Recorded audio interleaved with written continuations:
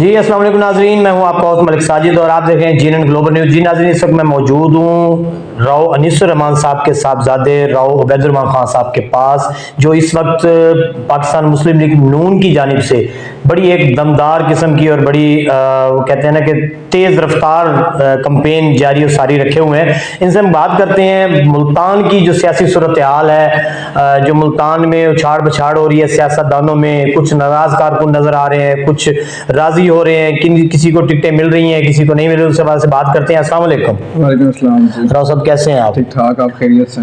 अल्लाह का शुक्र। सबसे पहले तो आपसे मेरा सवाल है कि मुल्तान में जो सियासत की उछाड़ बछाड़ हो रही है, इस हवाले से, क्योंकि आप यंग हैं और आप यंग को संभालते हैं, जो पाकिस्तान मुस्लिम लीग की नौजवान जो क़यादत है, जो नौजवान जो नए सियासतदान तैयार हो रहे हैं, चाहे वो MSF है या जिस हवाले से भी है, शेर जवान स्टूडेंट मूवमेंट को भी आपने चलाया, तो मुल्तान की सियासत को किस तरह देख रहे हैं आप? देखें जी, किसी भी इलेक्शन का हुस्न है तोड़ जोड़, और वही सिलसिला सिर्फ मुल्तान नहीं, पाकिस्तान के हर शहर, हर गांव, हर गली, हर कूचे में चल रहा है। और वही सिलसिला हमारे शहर सरजमीन औलिया मुल्तान में भी है। और अगर ये ना हो तो सियासत का मज़ा नहीं आता, आपके पास खबर नहीं होगी फैलाने के लिए, चलाने के लिए। वही रूटीन में अगर हम इलेक्शन और मामलात को देखते रहें तो वही चीज़ है। और ये हुस्न है, इसके हर किसी के पास अपने रीज़न हैं कि वो किसी पार्टी को छोड़ रहा है या वो किसी पर्सनालिटी को सपोर्ट कर रहा है। तो दिस इज़ ऑल। अच्छा राव साहब, ये बताएं कि इस मरतबा हल्का बंदियों में काफ़ी ज़्यादा चेंज आया है। मुल्तान शहर का जो हल्का था वो पहले एक मखसूस हल्के के साथ जुड़ा हुआ था, लेकिन अब उसको दो हिस्सों में तकसीम कर दिया गया है, N150 और N149। ये दोनों हल्के अब शहर में आ गए हैं।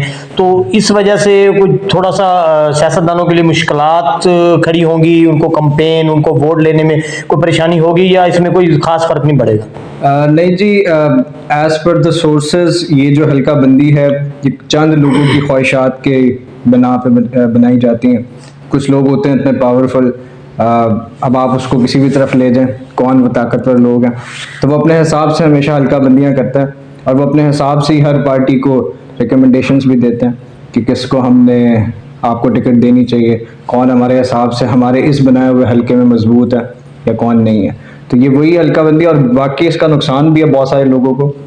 और इन्हीं हल्का बंदियों की बेसिस पे जो पॉलिटिकल पार्टीज़ हैं, हाँ वो नून लीग है या तहरीक इंसाफ है या पीपल्स पार्टी है, उन्होंने, या और भी जो सियासी छोटी मोटी जमातें हैं, उन्होंने बहुत सारे लोगों को इसी हल्का बंदी की बेसिस पे रिफ्यूज़ भी किया कि जी आपका अब यूनियन काउंसिल जो स्ट्रॉन्ग था या आपकी बरादरी जहाँ पे बैठी थी वो अब यहाँ पे नहीं है, तो हम आपको अकोमोडेट नहीं कर सकते। जी राव साहब, एक और बात बताएं कि पाकिस्तान मुस्लिम लीग नून की जानिब से काफ़ी सारे जो कारकुन, जो लीडर हजरात थे, जो उम्मीदवार थे, ख्वाहिशमंद थे MNA MPA की सीटों पे इलेक्शन लड़ने के लिए, काफ़ी सारे, एक बिरादरी का भी एक ग्रुप देखा गया है, वो नाराज़ रहे। उसके अलावा अराई बिरादरी की जानिब से एक ग्रुप था, वो नाराज़ है। उसके बाद महे बिरादरी की जानिब से एक ग्रुप था, वो नाराज़ है। तो आप नहीं समझते कि ये जिनको टिकट नहीं मिले और वो नाराज़ हैं, उससे पाकिस्तान मुस्लिम लीग नून का वोट बैंक टूटेगा? नहीं, बिल्कुल जी। बेशक वो एक बंदा भी हो किसी भी जमात से, अगर वो अज़ल से साथ काम कर रहा है और वो कहीं भी और शिफ्ट करता है तो किसी भी जमात को नुकसान ज़रूर होता है। इस बात में कोई दो राय नहीं है। हर सियासी जमात को एक भी वोटर के जाने से नुकसान ज़रूर होता है, और कोई भी सियासी जमात ये नहीं चाहती कि उनके वोटर टूटे किसी भी बिना पे या किसी भी वजूहात की वजह से। लेकिन पार्टीज़ भी कहीं पे बहुत ज़्यादा मजबूर होती हैं। वही सिलसिला हमारे मुल्तान में भी हुआ है। एक बहुत बड़ा धड़ा अगर उठ के गया है किसी और जमात में तो वो जमात मजबूत हुई है। उस जमात का कोई नाम लेने वाला अब यहाँ पर है, एक स्पेसिफिक ख़ानदान को छोड़ के। क्योंकि हम अगर पीपल्स पार्टी की बात करें तो मुल्तान में या जनूबी पंजाब में उसको ज़िंदा सिर्फ गिलानी ख़ानदान ने रखा हुआ था। अब और भी लोग हैं, मतलब दो बिरादरियां शामिल हाँ। हैं। और मैं समझता हूँ कि ये उस जमात की कामयाबी है हमारे शहर में। हम पॉलिटिकल होकर बात करते हैं ना, एक सियासी जमात से एफिलेशन छोड़ के, तो वो उसकी है कि उनको भी लेवल प्लेइंग फील्ड मिली है, वो खेलेंगे, खुल के खेलें। वहाँ पे फिर जो मार्का होगा या जो मैदान सजेगा फिर मज़ा आएगा, फिर पता चलेगा। क्योंकि अगर आपने किसी का मुकाबला करना है और आपके पास जो ओपोनेंट्स हैं वो तगड़े ही ना हो तो मज़ा नहीं आता। अगर पीपल्स पार्टी को ये मौका मिला तो मैं समझता हूँ कि वो अपने आप को आजमा सकते हैं कि वो कितने पानी में। अच्छा डॉक्टर साहब ये बताएं कि हल्का NA 150 जहाँ से राणा महमूदुल हसन साहब पीपल्स पार्टी में गए और उन्हीं की टिकट पे वहाँ से इलेक्शन लड़ रहे हैं और एक अरसा दराज से वो हल्का उन्हीं के कंट्रोल में था, वहाँ से वो इलेक्शन लड़ते आ रहे थे। लेकिन पिछले चंद सालों में वहाँ से जैन कुरैशी ने भी सीट ली, वहाँ से सलमान नईम भी साबका वज़ीर खारजा को उन्होंने हराया। तो मकसद है कि पिछले चंद अरसे काफ़ी सालों से उस हल्के में वोट बैंक टूटा है, राणा बिरादरी का वोट बैंक टूटा है। तो क्या समझते हैं कि हल्का NA 150 से इस मर्तबा जो कामयाबी होगी वो किसको मिलेगी? देखिए जी, इलेक्शन बहुत अनप्रेडिक्टेड है पूरे पाकिस्तान में, सिर्फ NA 150 नहीं। अभी तक सिर्फ लोग यही समझ नहीं पा रहे कि धड़े बने क्या हैं, लोग टूटे किस तरह। लेकिन ऑफ कोर्स के राजपूत बरादरी का NA 150 में बहुत बड़ा वोट है, जिसकी वजह से नून लीग हो या खां PTI हो, उनको इस चीज़ का नुकसान होगा। और लेकिन वो कहीं ना कहीं कवर हो जाता है, क्योंकि बहुत सारे ऐसे राजपूत बरादरी के लोग हैं जो अभी भी एग्जिस्ट करते हैं, नून लीग के अंदर हैं और बिल्कुल खड़े हैं उनके साथ, दिन रात खड़े हैं, बाकायदा कैंपेन्स कर रहे हैं। तो NA 150 हल्का हमेशा से क्रिटिकल रहा है मुल्तान की हिस्ट्री में, क्योंकि मुल्तान ने बहुत बड़े बड़े लीडर्स को पैदाइश दी है, जन्म दिया है।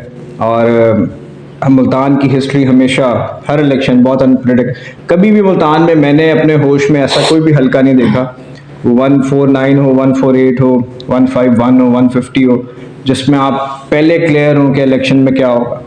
तो हमेशा यही होता है कि आखिरी। लेकिन इस मरतबा NA 150 से NA 150 में पाकिस्तान पीपल्स पार्टी बाकायदा तौर पे पाकिस्तान मुस्लिम लीग में उनका मुकाबला करने जा रही है, उस हवाले से थोड़ा सा बताएं।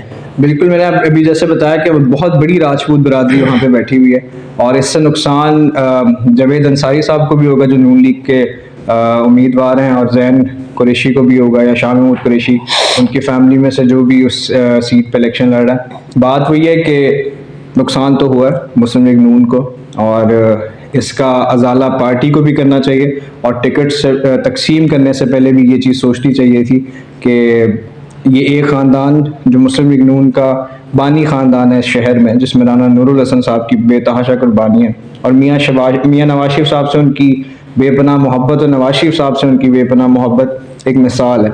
क्योंकि मेरे वाले साहब बताया करते हैं कि उनके जनाजे पे मियाँ नवाज शरीफ साहब हेलीकॉप्टर पे आए, बाकायदा खुद कंधा दिया, और बड़े गमगीन से लम्हात थे वो।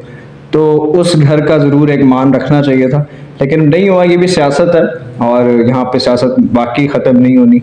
तो देखें, let's hope for the best, क्या होता है उस हल्के की अवाम क्या फ़ैसला देती है। अच्छा डॉक्टर साहब ये बताएं कि पिछले चंद अरसे में जब पाकिस्तान मुस्लिम लीग नून की जानिब से मीडिया डिबेट होती रही, प्रेस कॉन्फ्रेंसेज होती रही, जलसे जुलूस होते रहे, उसमें मोहतरमा मरीम नवाज साहबा ने एक चीज़ क्लियर कही कि हम लोटों को ना तो टिकट देंगे, ना ही उनको अपने साथ शामिल करेंगे।